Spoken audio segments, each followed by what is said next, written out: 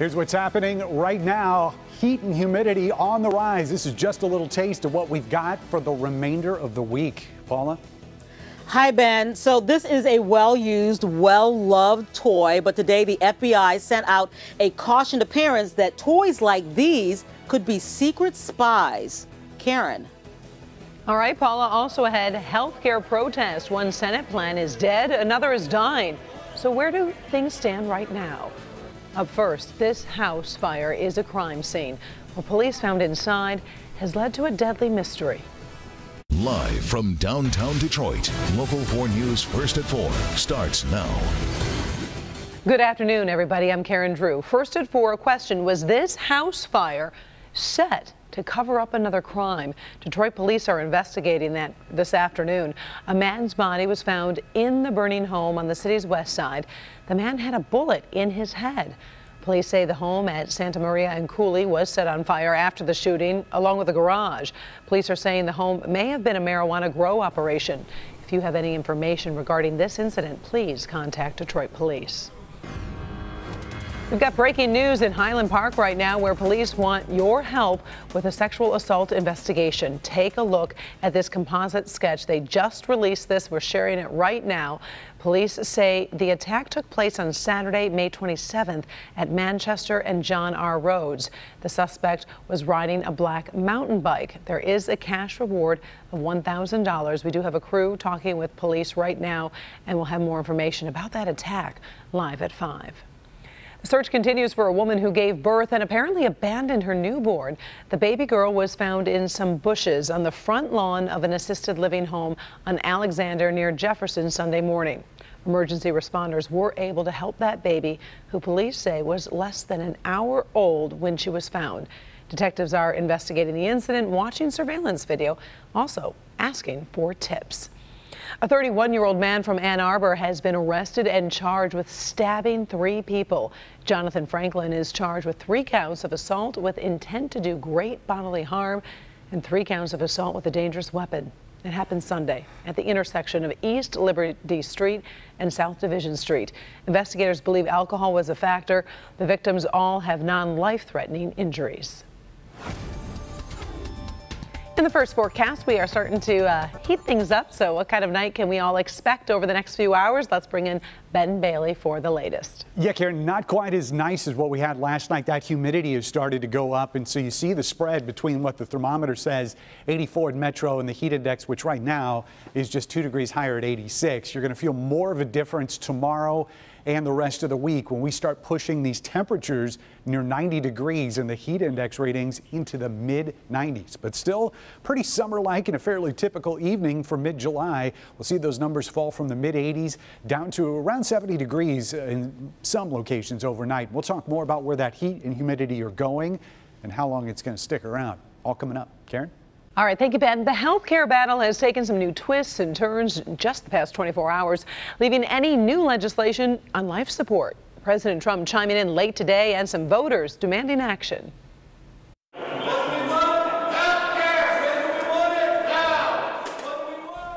Several protesters were arrested outside the offices of Senate Majority Leader Mitch McConnell late this morning. Devin Scillian joins us now from the newsroom with more on where everything stands and where it goes from here. Devin. Well, Karen, the latest Republican plan to repeal and replace Obamacare collapsed last night when the number of Republican senators opposing it grew to the point where the plan could not be approved. This morning, Republican Senate leaders came up with a new proposal, which drew a quick rejection from Democrats. In the coming days, the Senate will take up and vote on a repeal of Obamacare combined with a stable 2-year transition period as we work toward patient-centered health care. Make no mistake about it. Passing repeal without a replacement would be a disaster. Well, then this afternoon, several Republican senators came out against the repeal now replace later plan, far more damaging to Senator McConnell's plans, and that led President Trump to come up with yet another option. Let Obamacare fail. It'll be a lot easier. And I think we're probably in that position where we'll just let Obamacare fail.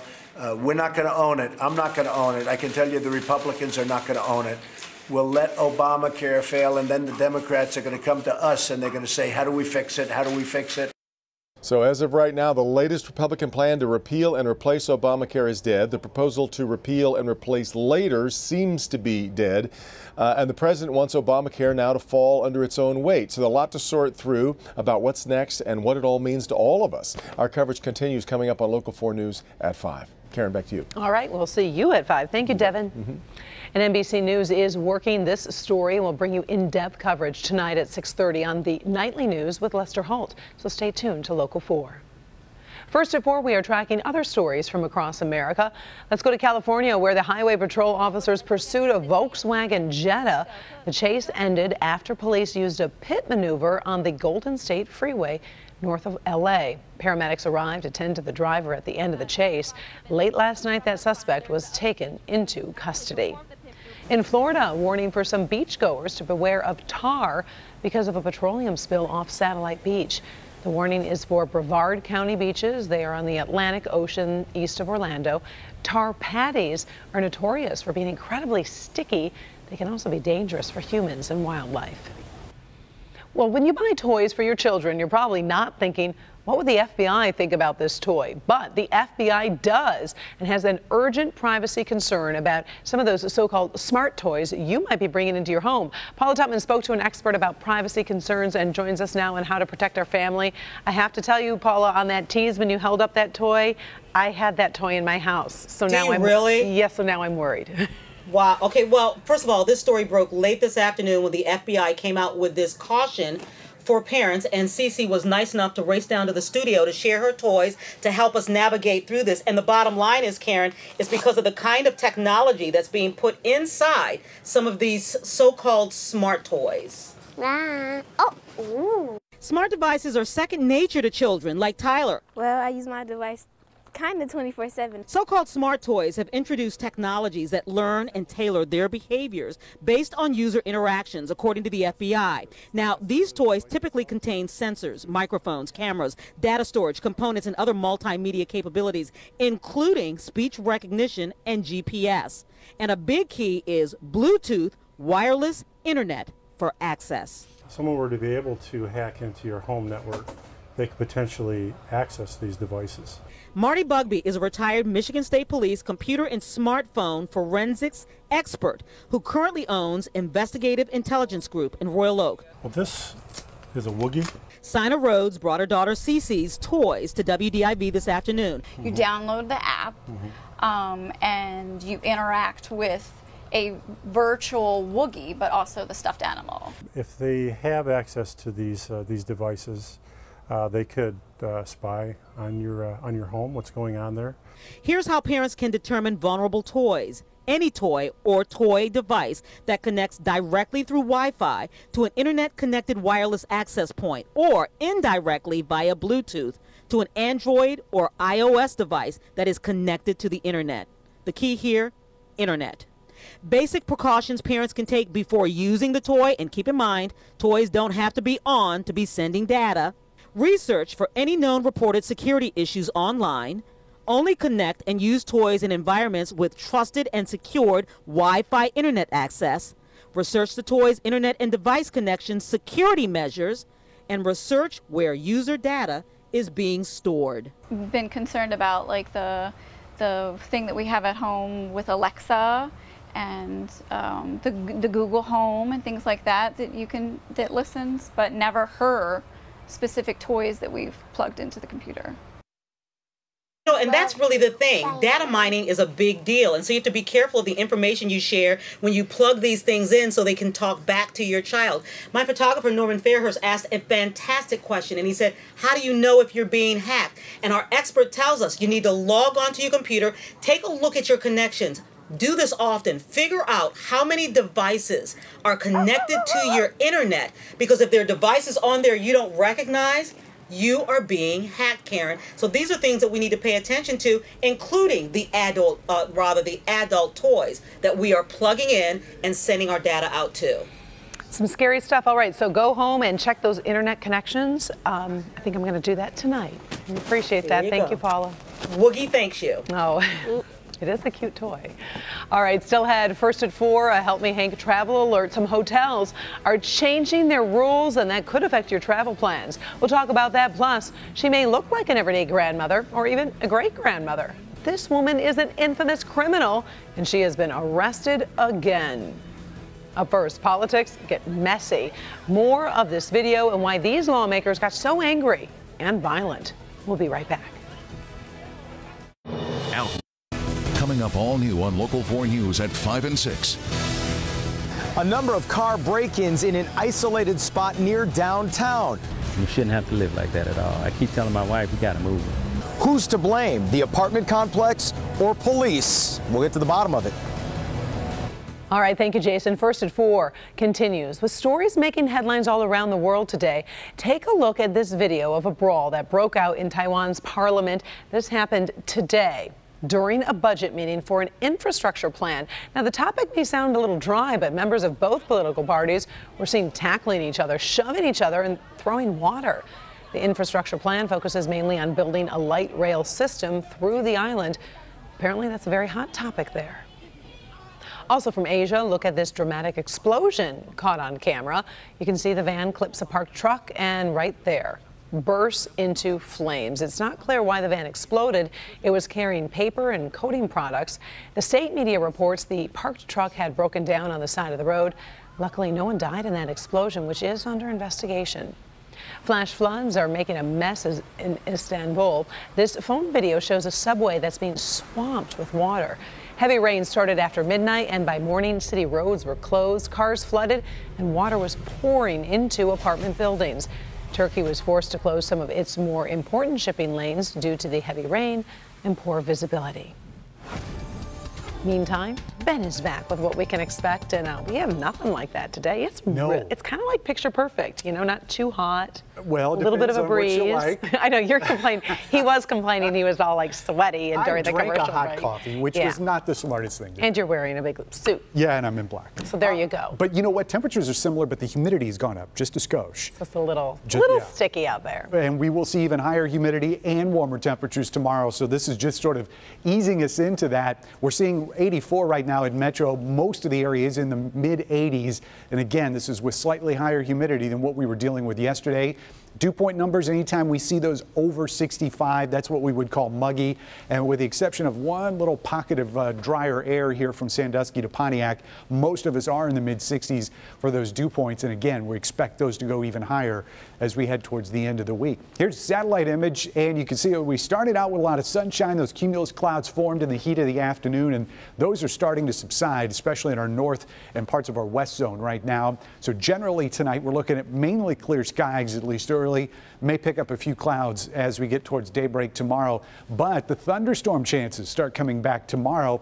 By noon, we may see a couple of these pop, but the better chances are going to be in the southern half of the area once we get into the afternoon as that cold front sort of chases all the energy down to the south. Should be dry as we get into the evening hours, but that is not the last chance of thunderstorms that we've got this week, nor is it going to be the last of the heat and humidity. 68 tonight for the overnight low, and yes, it's not going to be quite as comfortable sleeping weather tonight as what we saw last night. Here, look at high temperatures tomorrow, and those are going to be close to 90 degrees here in our metro zone. We'll call it 89 in the city.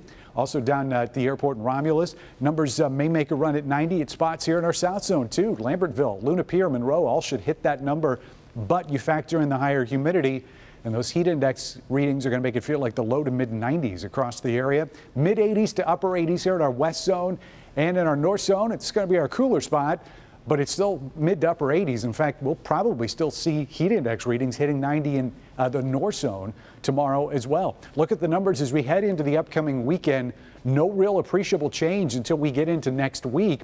That's when temperatures drop to 80 for a high on Monday. Humidity starts to go down on Tuesday, and you can tell from those morning lows getting a little bit cooler. But look at how many chances of rain and thunderstorms we've got all the way through the upcoming weekend. So we'll be dodging the raindrops as we head into Saturday and Sunday. Karen? All right. Thank you, Ben. In today's Help Me Hank Consumer Report, we do have some money-saving advice for travelers. Up first, you might want to double-check hotel cancellation policies before you make a reservation. Marriott has a 48-hour minimum for canceling without a penalty. Now, traditionally, many hotels allow you to cancel until the day you're supposed to arrive. but more companies say they need to protect against travelers who book rooms, then cancel at the last minute to get a cheaper rate. The New York Times also reports Hilton will start a similar policy at the end of the month. And if you're looking to save money on an end of summer trip, write down this date, August 22nd. FareCompare.com says that's when airline ticket prices start to drop as we head into the fall season.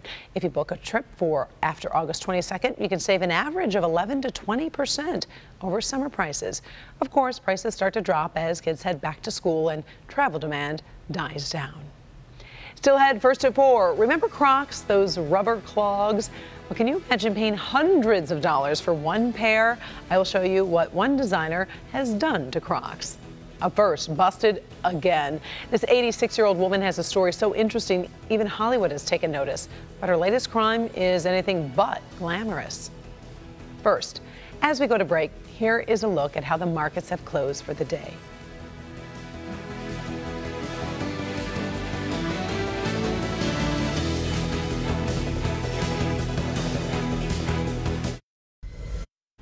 We are back with the unusual case of an 86-year-old jewel thief, and she's been arrested again. This is Doris Payne. She's been arrested numerous times for stealing nearly $2 million in jewelry over the last 60 years. This time, she was busted for stealing $86 in merchandise from a Walmart. Payne has been unapologetic about her life of crime, even the focus of a Netflix documentary. She's free on bail tonight. Can you imagine getting arrested that many times? No. And just keeps doing it. All right, trending stories today. Singer Ed Sheeran apparently wanted to stop trending last night. He briefly quit Twitter with no explanation. Some fans speculate he took it down after being trolled for his cameo appearance on Game of Thrones. Some GOT fans called his appearance a distraction.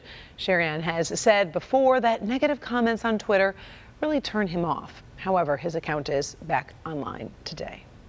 NBC is producing a live 3-hour version of the movie A Few Good Men, and they've drafted Alec Baldwin to play the role of Colonel Jessup. Now, you'll remember Jack Nicholson played the role back in 1992, barking, "You can't handle the truth," from the witness stand. Aaron Sorkin, who adapted the screenplay, is executive producer. NBC will air the special next spring, and you're gasping. Oh, one of my favorite movies, but it is a really good movie. Yeah, without Jack Nicholson and Tom Cruise. It'll be interesting to see it live. Yeah. Right?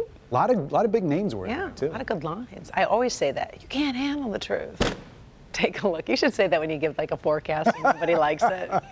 We'll see how that goes. Yeah, see. Take a look at these shoes. Do they look familiar? They're Crocs. Well, they're actually designer Crocs from British fashion designer Christopher Kane. Here's a close look. It's basically the classic clog with what the designer calls rock crystals attached. Kane says he likes to work with the unexpected combinations. Right now they're selling online for $216, marked down from $360. As you can imagine, a lot of people on social media are shocked by the price point. $360. Way too much. Still ahead, most of us don't invite our Uber drivers over to the house for a celebration, but this family shared a very big moment in his back seat. We'll explain. A Help Me Hank investigation, a secret in some local car dealerships that could cost you big money. Discount codes meant for friends and family members connected to the big three, offered up by some salesmen under pressure to close big deals. You people are using my mother's CID number without her permission to purchase cars from people we don't even know. We showed you how it happened to this woman's elderly mother. Now with hidden cameras rolling, we're putting local dealers to the test. Is your code being used without your permission? I can help you out with a friend system because my brother and my sister-in-law both work for Facebook. Help Me Hank investigates tonight at 11. Every day there